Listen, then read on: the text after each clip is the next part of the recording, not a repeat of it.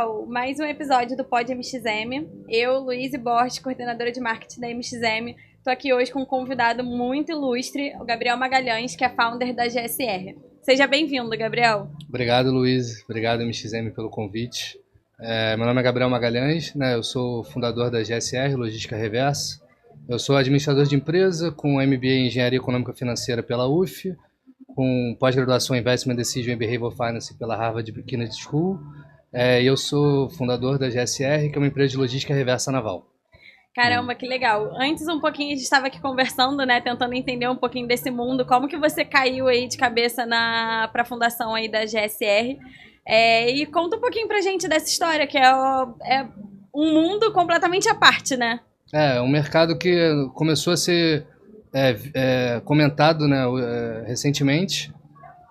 Eu entrei nesse mercado em 2016, já tem 8 anos já que eu estou atuando nessa área.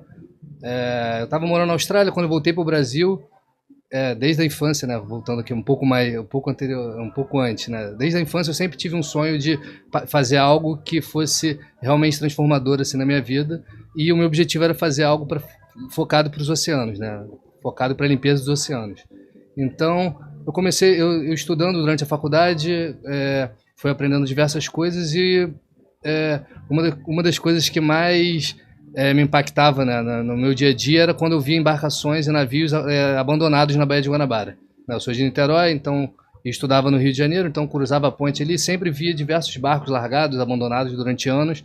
Eu comecei a pensar em como fazer isso e como tirar ele de lá de alguma maneira viável, né? Então comecei a estudar como funcionaria esse mercado, né? Vi como é que funcionava fora do país, porque no Brasil não existia esse tipo de atividade regulamentada. E com isso, né, quando eu voltei da Austrália, né, que eu falei anteriormente, eu estava no último período de faculdade, então aproveitei que eu estava cursando administração, né, estudava no IBMEC, para pegar os 2 professores que tinham a ver com esse tipo de atividade para serem meus mentores, para eu ver se existia ou não viabilidade nesse tipo de negócio, né? Então eu fiz uma monografia sobre a logística reversa naval, né, como é que funcionava o mercado internacional e o nacional.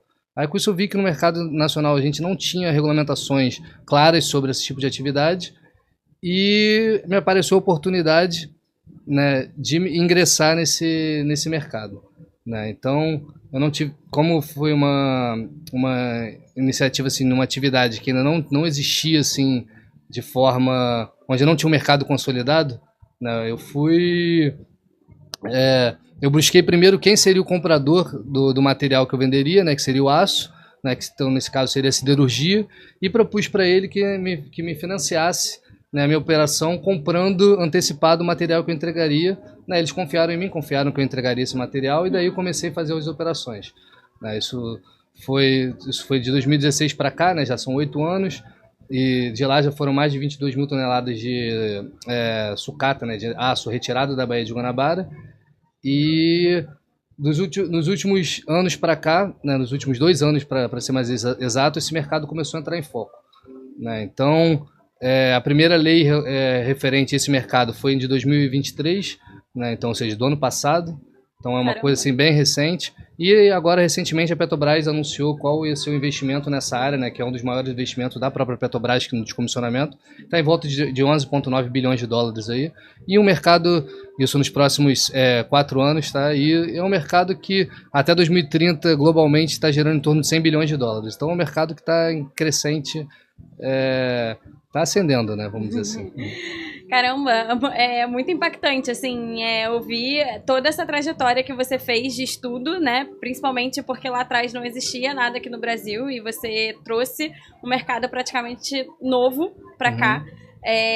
Quais foram, assim, os principais desafios que você viu, assim, na gestão, assim, da tua empresa lá atrás, quando você conseguiu ter esse financiamento, né, para começar a sua operação? Então, os maiores desafios para mim nessa atividade em si foi a falta de clareza em relação às regulamentações, né, porque ainda não está sendo, ainda não é muito claro isso, né? Então a ANP junto com os outros órgãos estão definindo quais serão as regulamentações de fato para esse tipo de atividade, tanto o descomissionamento quanto o desmantelamento, né? Então isso foi algo que sempre foi um desafio, né? Outra é a complexidade para fazer esse tipo de atividade, né? Principalmente pela falta de estrutura para realizar ela de fato, né? Porque você precisa ter um estaleiro, você precisa ter a mão de obra qualificada, você precisa conseguir fechar um coeficiente entre o preço que você vai pagar, por exemplo, numa embarcação e o preço que você vai vender o aço, né? Assim, na matemática, que você tem que conseguir comprar, vender e executar a obra e ainda ter um lucro com isso, né? Então é complexo, não é simples. Então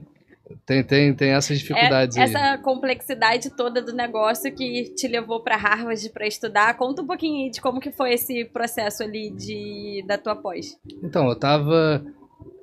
assim como que eu terminei minha graduação, eu estava no mercado de trabalho e eu decidi fazer um MBA, né, buscando a engenharia econômica financeira para que eu conseguisse ter uma base, vamos dizer assim, mais sólida em relação a como estruturar uma empresa de fato, né. Eu trabalhei no mercado financeiro durante 10 anos, né, desde o início da minha carreira eu trabalhava em paralelo no mercado financeiro, levando em paralelo a minha empresa, né. Então trabalhei em algumas casas, então já tinha algum tipo de conhecimento.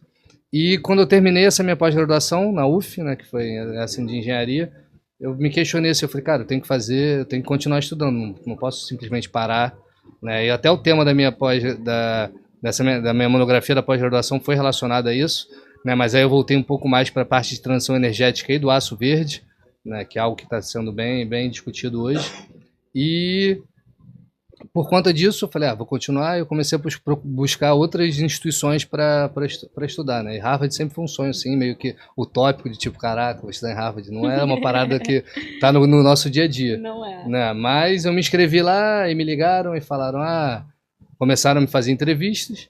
Né? Eu passei por um processo, aí contei essa história, né? De, não, limpar o oceano, limpar o mundo e tal. Uma história meio lúdica, assim, meio que até fantasiosa, se você não tivesse feito, de fato, contribuído de alguma maneira, e foi excelente, foi uma experiência muito legal. Foi no ano passado, foi um curso assim rápido de pós-graduação, né? Não foi um MBA, não foi um mestrado, um doutorado afins, mas me trouxe um conteúdo, me trouxe um posicionamento aí em relação ao que outras pessoas que não necessariamente são desse mercado, mas que são de outros países, e os próprios americanos, o que eles achavam e como eles viam esse tipo de atividade. Você falou da tua trajetória, né, de ser um pouquinho fantasiosa, mas eu acho que é uma trajetória muito nobre, assim. Eu, pelo menos, quando converso com outros profissionais, seja de qualquer indústria, de qualquer mercado, eu acho que é sempre muito importante a gente ter o propósito, né, no que a gente faz. Eu acho que você vê com o seu propósito muito claro, e não é à toa que vem dando muito certo ao longo desses anos. Mas puxando um ganchinho agora para a parte de ESG, hoje o mercado tem se falado muito, cada vez mais, nas práticas de ESG, e a gente sabe que é um tema que dentro para o mercado, né, de óleo, gás, energia, naval, tudo isso são pautas que são extremamente importantes de serem abordadas e comentadas ali nas estratégias do negócio da empresa.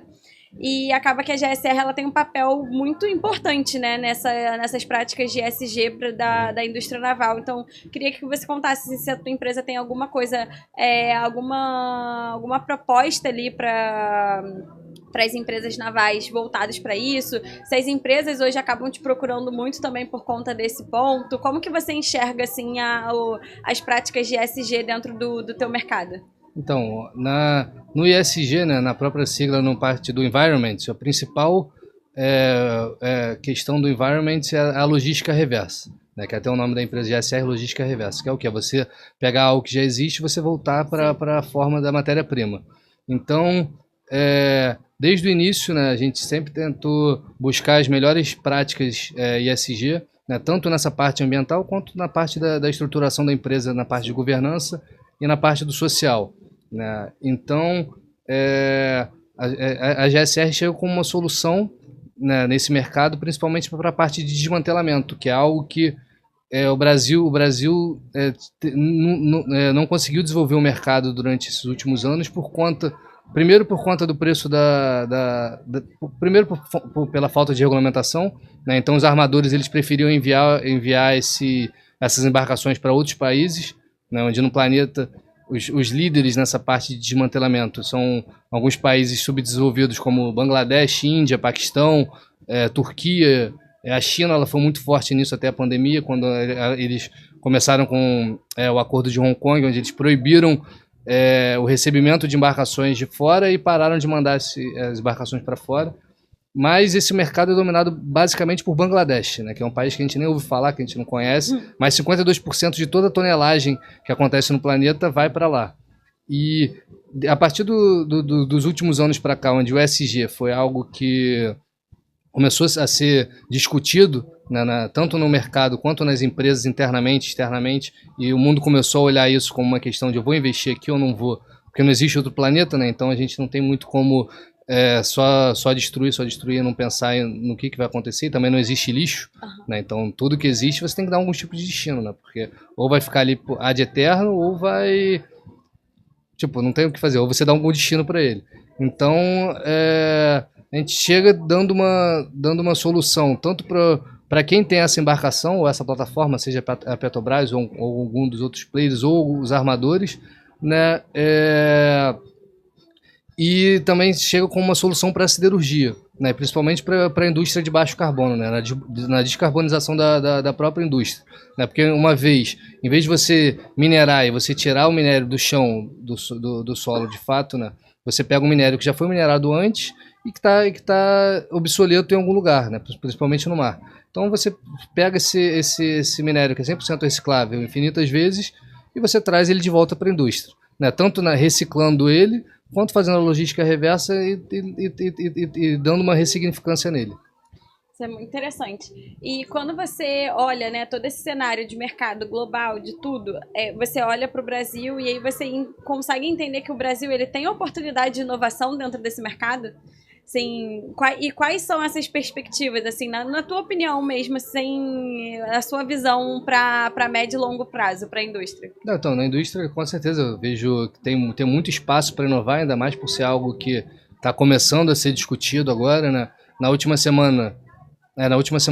quarta-feira, aconteceu o primeiro seminário de descomissionamento naval, né, oficial, que foi promovido pela FGV Energia, né, onde eu até palestrei lá, foi bem legal. E o que eu acredito ser as principais inovações. A primeira é na parte de digitalização do processo, mapeamento de tudo que acontece ali, né, onde, por exemplo, você tem um mapeamento de toda a cadeia do aço, desde a hora que ela foi que ele foi extraído de fato, que ele foi minerado, até a parte que ele volta para a cadeia, né, fazendo parte da economia circular, que é algo que é uma das premissas do negócio, participar ativamente na economia circular, e as inovações tecnológicas para a atividade em si, né, seja robotização, seja cortes, né, com outras matérias-primas, outros equipamentos, onde, por exemplo, hoje minha principal ferramenta é o maçarico com oxigênio e gás GLP, por exemplo. E já existem cortes a gás, corte com diamantado, e onde hoje ainda se torna oneroso, né, esse tipo de tecnologia, mas acredito eu que com o mercado criando mais interesse por essa atividade, né, elas tendo mais regulamentação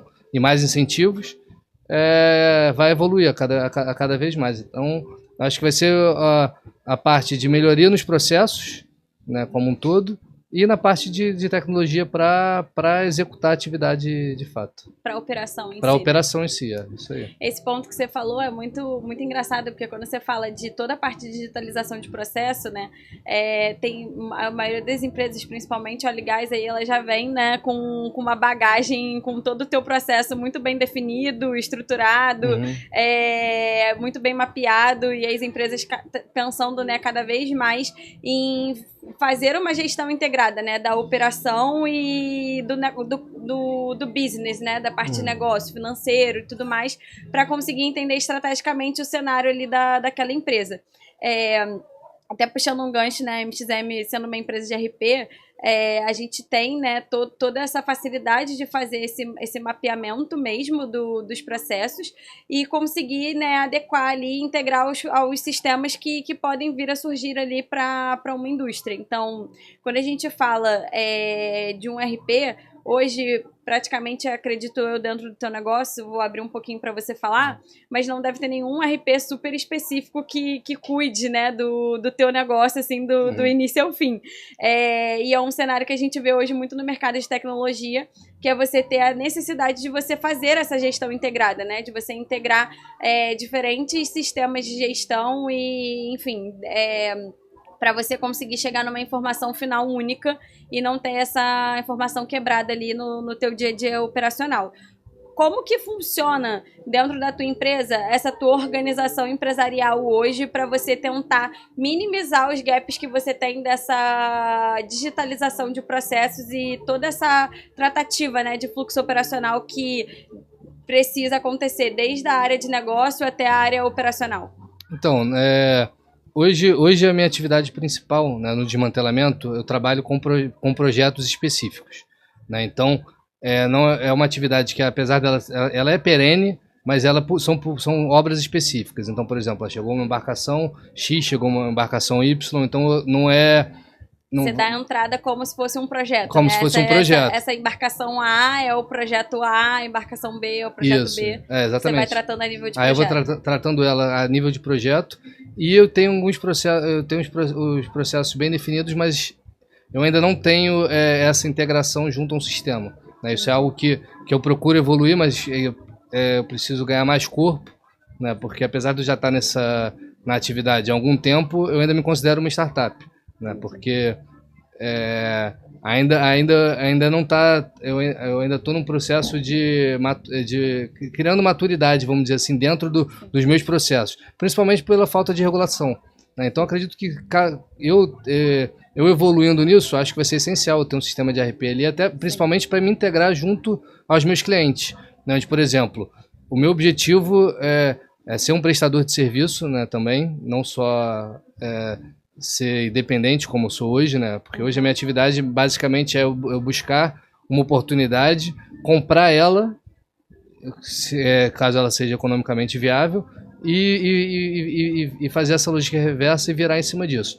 Mas o objetivo é o quê? Que eu consiga integrar a minha operação junto às operações das grandes empresas, dos grandes armadores, que seria o quê? Seria onde, por exemplo, no momento que ele fizesse o contrato da embarcação para fazer algum tipo de serviço, ele já ter atrelado o sistema dele junto ao meu sistema, a destinação de todo o material. Então isso deixaria a operação dele segura, porque ele já teria um destino correto para aquilo, e ele estaria em linha com as principais práticas ESG. Então isso faria a roda funcionar assim, de uma maneira que deixaria ele mais tranquilo e me deixaria mais tranquilo.